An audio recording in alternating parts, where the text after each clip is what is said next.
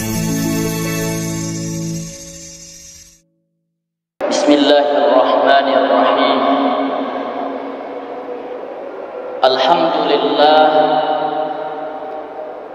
Alhamdulillahilladzi anzala a'zamal kutubi ala a'zami khalqihi wa ashrafih lihadyil insani wa irsyadih alladzi la ya'tihi al-batilu min bayni yadayhi wala min khalfih al-muta'abbadu bitilawatih. Ashhadu an la ilaha illallah wahdahu la syarika lahul qailu fi kitabih kitabun anzalnahu ilaika mubarakun liyadabbaru ayatih. Wa ashhadu anna sayyidana wa nabiyyana Muhammadan abdullah wa rasuluhul qailu fi sahih hadithih Iqra'ul Qur'an fa innahu ya'ti yawmal qiyamati syafi'an li ashabihi. Wa sallallahu wa sallama alaihi wa ala alihi wa ashabihi wa atba'ihi. Amma ba'd. Fa ya ayyuhal muslimun ittaqullah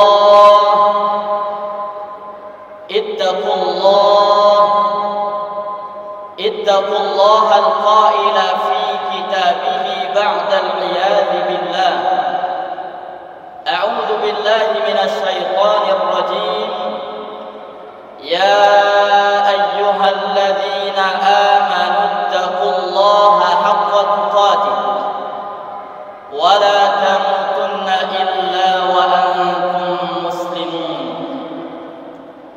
فقد أوصى حبيبنا المصطفى صلى الله عليه وسلم لأبي ذر جندب بن جنادة وأبي عبد الرحمن معاذ بن جبل رضي الله تعالى عنهما فقال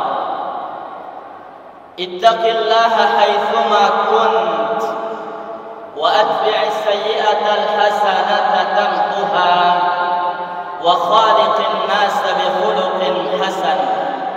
صدق الله العظيم وصدق رسوله الكريم. Hadirin jamaah Jumat yang dimuliakan oleh Allah Subhanahu wa taala.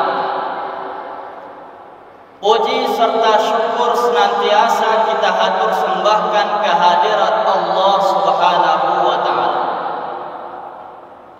Pada hari yang mulia ini, Sayyidil Ayyam, Allah masih memberikan kita kesehatan. Pada bulan yang penuh berkah ini, Sayyidus Syuhur, Allah masih memberikan kita kesempatan. Sehingga dengan dua nikmat yang sangat berharga ini, kita mampu memenuhi undangan Allah untuk hadir ke rumahnya yang mulia dalam rangka melaksanakan salat fardu Jumat secara berjamaah. Kemudian salawat dan salam semoga tercurahkan keharibaan baginda Rasul Nabi besar Muhammad sallallahu alaihi wasallam, seorang nabi dan rasul yang manakala ia meminta Abdullah ibnu Mas'ud untuk membacakan Al-Quran di hadapannya. Kata Ibnu Mas'ud, "Aqra'u 'alaika wa 'alaika unzil?" Wahai Rasulullah, akankah saya membacanya sedangkan Al-Quran itu turun kepadamu? Lalu kemudian Ibnu Mas'ud membuka surah An-Nisa sampai kepada ayat "Fakaifa idza ji'na min kulli ummatin bi syahid wa ji'na bika 'ala haula'i syahida." Kata baginda Rasul, "Amsik tunggu sebentar. Lalu Ibnu Mas'ud melihat wajah Nabi, fa idza ainahu tadrifan. Kedua mata baginda Rasul mengalir air mata. Karena memang ayat ini mengisyaratkan betapa beratnya kelak Nabi menjadi syahid, menjadi saksi seluruh umat, bahkan para nabi yang memiliki umat sekalipun mewakilkannya kepada baginda Rasul Muhammad sallallahu alaihi wasallam. Seorang nabi dan rasul manakala turun ayat dalam surah Hud, fastaqim kama umirt wa man taba ma'aka wa la taqdaw innahu bima ta'maluna basir. Kata Nabi, syayyabatni Hud. Ayat di surah Hud ini telah menjadikan rambutku menjadi putih. Artinya ketika ayat ini turun, ubat Nabi sallallahu alaihi wasallam bertambah karena berpikir betapa beratnya istiqamah, terlebih lagi kepada sahabat-sahabat beliau yang baru memeluk agama Islam. Semoga kelak kita di antara umat beliau yang mendapatkan syafaatnya, berikut juga mendapatkan dari syafaat Al-Quran yang kita baca. Amin ya rabbal alamin.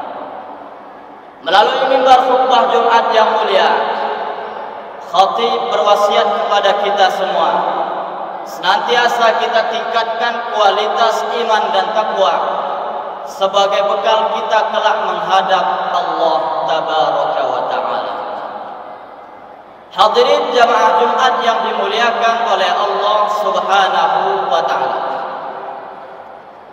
Al-Quran adalah satu-satunya kitab, satu-satunya buku yang tidak bisa disematkan kalimat ataupun istilah ketinggalan zaman. Karena memang Al-Quran salihun likulli makan wa zaman. Al-Quran akan terus sesuai dengan tempat dan waktu. Al-Quran adalah satu-satunya kitab yang manakala dibaca terus-menerus, manakala didengarkan terus-menerus, bukan menjadikan pembacanya semakin bosan. Berbeda dengan kitab dan buku yang lain, sebestseller apapun buku itu, manakala sudah dibaca sekali dua kali, maka pembacanya akan bosan. Sehit apapun nyanyian itu, manakala sudah didengarkan sekali dua kali, maka pendengarnya akan bosan. Hal ini tidak berlaku untuk Al-Quran, karena Al-Quran pesonanya akan terus bertebar sepanjang zaman. Saudaraku yang dimuliakan oleh Allah Subhanahu wa ta'ala, coba kita ingat-ingat kembali, kapan terakhir kali kita membaca Al-Quran lalu kita menangis? Saudaraku, coba ingat-ingat kembali, kapan terakhir kali kita membaca Al-Quran bulu kuduk kita merinding? Atau jangan-jangan sebaliknya, ketika kita membaca Al-Quran, mendengarkan Al-Quran, sama rasanya dengan membaca dan mendengarkan yang lain. Kalau inilah yang terjadi pada diri kita, identitas kita sebagai pembaca dan pendengar Al-Quran layak dipertanyakan.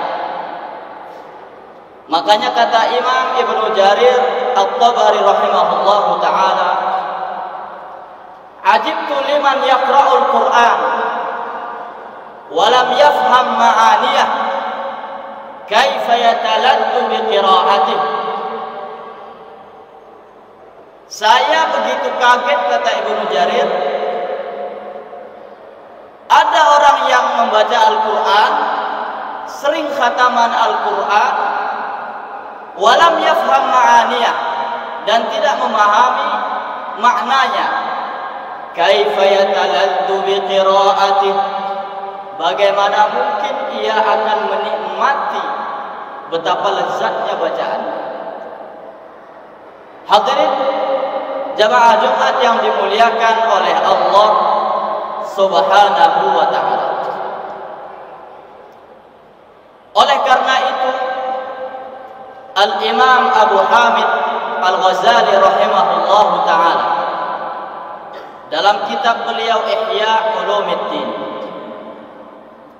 beliau membagi derajat ataupun tingkatan orang yang membaca Al-Quran berdasarkan suasana hatinya, berdasarkan pengagungannya terhadap Al-Quran dan Allah. Beliau bagi menjadi 3 tingkatan. Adnaha, yang paling rendah, kata Imam Al-Ghazali rahimahullah, an yuqaddira al-'abdu fi nafsihi ka'annahu yaqra'u 'ala Allah. Hendaknya seorang hamba ketika membaca Al-Quran menganggap dan mendapatkan dirinya seakan-akan dia membacanya kepada Allah, karena memang wa huwa nadhirun ilaih, Allah melihatnya, memperhatikannya, wa mustami'un minhu, Allah mendengarkan bacaannya. Tapi hari ini yang terjadi pada diri kita, seakan-akan kita membaca Al-Quran, kita bagi menjadi 2. Ada resmi, ada tidak resmi, ada formal, ada non formal, ada serius, ada tidak serius. Padahal membaca Al-Quran selalu resmi, selalu serius, selalu formal, dimanapun dan kapanpun. Jangan sampai kita membaca Al-Quran ketika sendirian membacanya asal-asalan, tapi di depan ramai kita membacanya sebagus mungkin. Jangan sampai kita membaca Al-Quran manakala tidak dalam keadaan lomba, kita membacanya asal-asalan, setengah hati. Tapi manakala dalam keadaan lomba, kita membacanya dengan serius, membacanya dengan tekun. Sebenarnya Al-Quran yang kita baca, kita persembahkan untuk siapa? Apakah untuk orang lain? Untuk Dewan Hakim? Al-Quran yang kita baca, kita persembahkan semata-mata untuk Allah. Makanya kata Imam Al-Ghazali rahimahullah, famaqamuhu, maqam ini adalah as-su'al wal tamalluq wat tadarrub wal ibtihal. Maqam orang yang membaca Al-Quran sampai di paling titik terendah ini adalah dia merayu, meminta dan mencari perhatian kepada Allah Subhanahu wa ta'ala. Kemudian tingkatan yang kedua, an yashhada bi qalbihi ka'anna Allah yarahu. Hendaklah orang yang membaca Al-Quran bersaksi dengan hatinya seakan-akan Allah melihatnya.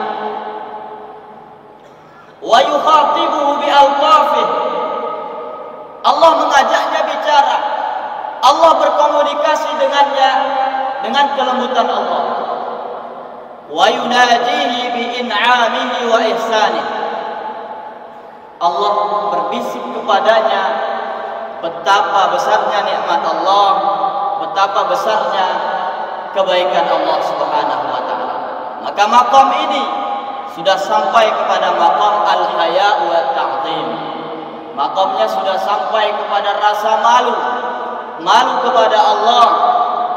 Betapa banyak kelemahan, betapa banyak dosa yang kita perbuat. At-ta'zim, mengagungkan apa yang dibaca dan mengagungkan Allah Subhanahu wa taala.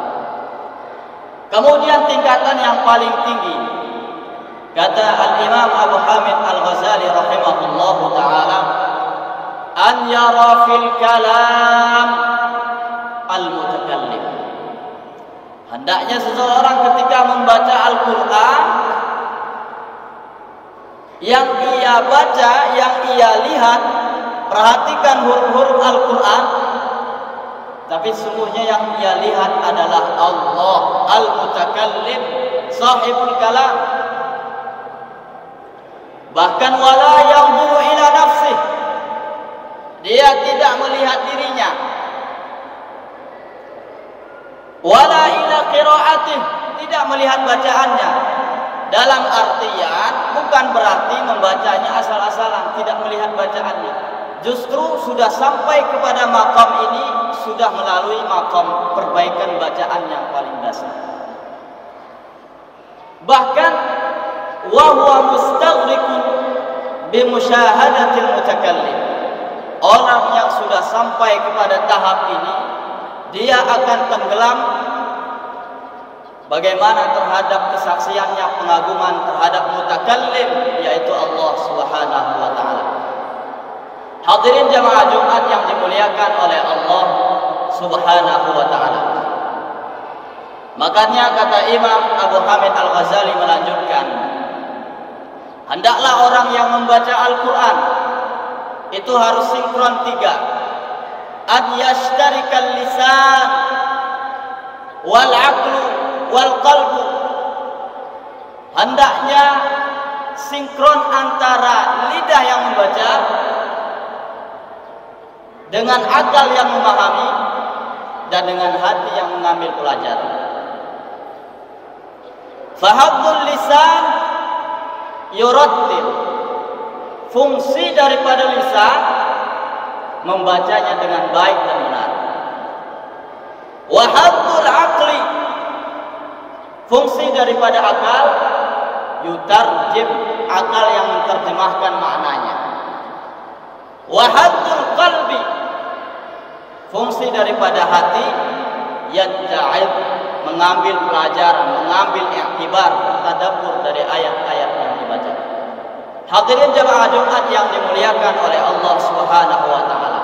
Terakhir sebagai penutup, jangan sampai kita membaca Al-Quran seperti layaknya orang-orang Khawarij yang membaca Al-Quran. Nabi mengingatkan bahwa orang Khawarij yang membaca Al-Quran la yasilu taraqiyah. Orang Khawarij yang membaca Al-Quran tidak sampai ke tenggorokan, boro-boro sampai kepada hati. Karena Imam Nawawi rahimahullah menjelaskan, karena hadis ini ada dalam Sahih Muslim. Beliau jelaskan dalam Al-Minhaj bi Syarhi Sahih Muslim Ibn Al-Hajjaj. Kata beliau, laisa hadduhum min al-Qur'ani illa mururuhu 'ala lisan. Tidak ada yang mereka dapatkan dari bacaan Al-Qur'annya kecuali hanya sepintas lalu, kecuali hanya ayunan di lisannya, bacaan di lisannya. Kemudian berikutnya kata Abdullah ibnu Umar radhiyallahu taala anhu, orang-orang Khawarij biasanya salah menempatkan ayat. Intalaqu ila ayatin nazalat fil kuffar. Ayat-ayat yang turun kepada orang kafir, turun kepada orang musyrik yang tidak beriman, faja'aluha 'alal mu'minin, dia sematkan ayat itu kepada orang-orang yang beriman. Kemudian yang terakhir, ciri-ciri orang Khawarij membaca Al-Quran adalah aspek dari tekstual lebih mengental, lebih dominan, bahkan menyampingkan aspek kontekstual. Hadirin jamaah Jumat yang dimuliakan oleh Allah Subhanahu wa ta'ala.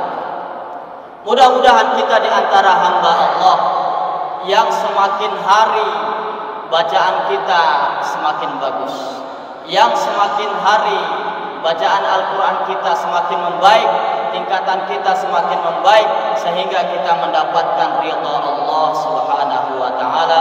Hadani Allahu wa iyyakum ajma'in fastaghfiruh innahu